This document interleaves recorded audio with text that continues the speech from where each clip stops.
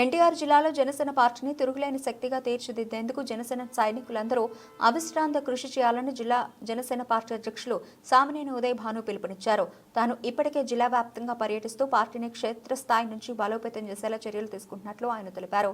బుధవారం జగ్గేపేట నియోజకవర్గం పెనుగంచిప్రోల్లో జరిగిన వివిధ కార్యక్రమాల్లో సామినేని ఉదయ్ భాను, నందిగామ జనసేన పార్టీ సమన్వయకర్త తమ్మలపల్లి రామాదేవి ముఖ్య అతిథులుగా పాల్గొన్నారు. ఈ సందర్భంగా పెనుగంచిప్రోలు మండలం పెనుగంచిప్రోలు, ముచ్చింతాల, నవాబుపేట, అనిగండ్లపాడు, తోటచెర్ల, అలాగే ముడ్లపాడు గ్రామాలకు చెందిన 200 మంది నాయకులు, కార్యకర్తలు ఉదయ్ భాను సమక్షంలో జనసేన పార్టీలో చేరారు.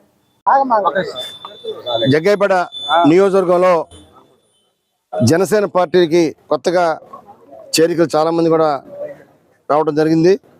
పెనగించిపోలు మండలంలో ఓ పార్టీ కార్యాలయాన్ని కూడా మరి ఇక్కడ గింజపల్లి నరసయ్య గారి ఇంటి ఆవరణలో కార్యాలయాన్ని కూడా ప్రారంభోత్సవం చేసుకున్నాం.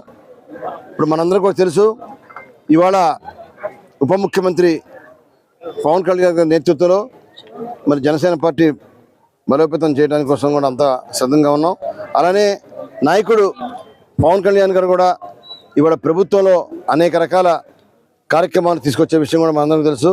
ఆయన తీసుకున్న పంచాయతీరాజ్ శాఖ కూడా అనేక రకాలుగా మరి భారతదేశంలో ఏ రాష్ట్రంలో ఏ పంచాయతీ కూడా దాని నిధులు ఆంధ్రప్రదేశ్ తీసుకోవడం కోసం ఆయన కేంద్రంలోకి వెళ్ళి మొన్న కేంద్ర మంత్రుల్ని 3 రోజుల పాటు ఢిల్లీలో ఉండి 6 మంత్రులు కలిశారు.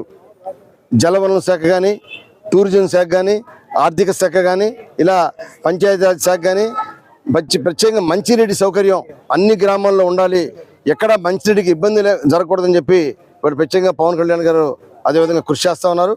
అలానే కూటమి ప్రభుత్వంలో కూడా ముఖ్యమంత్రి చంద్రబాబు నాయుడు గారి నేతృత్వంలో మరి రాష్ట్రాన్ని అన్ని రకాలుగా మరి ముందుకు తీసుకెళ్లే విషయంలో అటు కేంద్ర ప్రభుత్వంతో మరి అన్ని రకాల సంబంధాలు పెట్టుకుంటూ నిధులు తీసుకువచ్చే విషయంలో కానీ, అలానే 18,000 కోట్లతోటి రాజధాని అభివృద్ధి, ఇదంతా కూడా మనకు చాలా గర్వకారణం.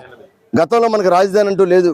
ఇవాళ రాజధాని కోసం ప్రత్యేక నిధులు కేంద్ర ప్రభుత్వం నిధులు తీసుకొచ్చి అన్ని రకాల మరి బిల్డింగ్స్ కానీ, రోడ్లు కానీ, మౌలిక సౌకర్యాలు కానీ తీసుకొచ్చే విషయంలో కూటమి ప్రభుత్వం తప్పకుండా బాగా పనిచేస్తుందని చెప్పి తెలియజేస్తున్నాం.